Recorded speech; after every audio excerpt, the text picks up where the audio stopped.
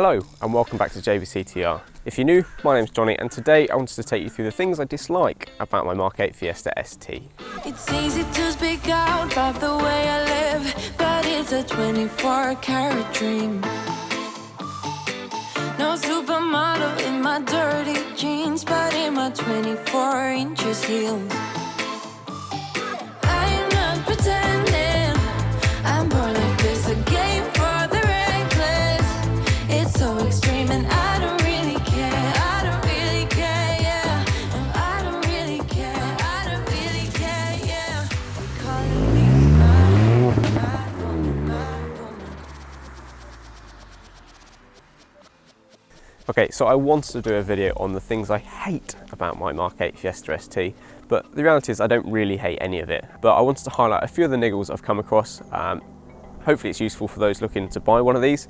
And if you've already got one, I might highlight some of the niggles you've not noticed yet, and you can thank me later. Anyway, number one.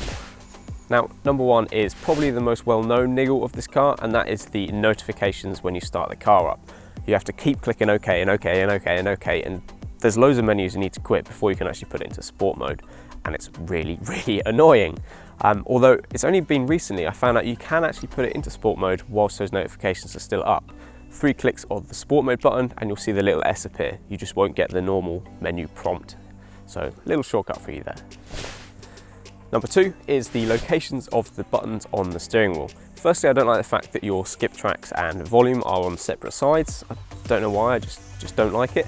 But the main reason I don't like where they are is they're a little bit too close to the edge of the steering wheel, which means if you palm steer like I do, I know I shouldn't, but I do, you end up changing tracks or changing radio stations, which is really annoying, especially when I tend to listen to Radio 1 and it flips me over to Radio 2, which is just a completely different genre and just annoying at the end of the day. Number 3 is the pano roof, which is a bit of an interesting one as it is still my favourite part of this car. But it also comes with 2 niggles, but I'm going to lump them into one because I don't want to make it look bad. Does that make sense? Anyway, the first issue with the pano roof is the fact you cannot go from fully open to slightly ajar, which is really annoying when you're coming onto a motorway. So I like to have it slightly open on a motorway, the rear up, but in order to get there, I need to fully close the roof and then open the rear again. And I don't understand why it can't just stop at rear open. It's a bit annoying.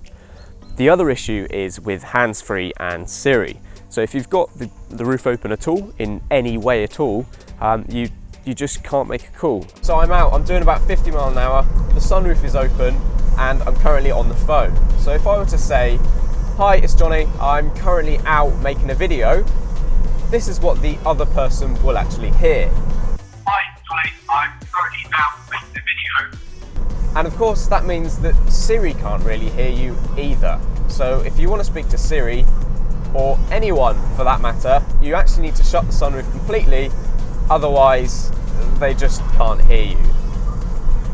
Number 4 is the auto high beam, which works really well when it's really dark. But if you're early morning or sort of coming into the evening and it's a little bit dusky, like it tends to put them on in really weird places, and generally when you're right in front of another car who's also got their headlights on and just doesn't register they're there, and then it makes you look like a complete prick and you have to turn it off manually, and it's just a mess really. They need to sort out the auto high beam in low light. Finally, number 5 is the super awesome LED indicators on the front.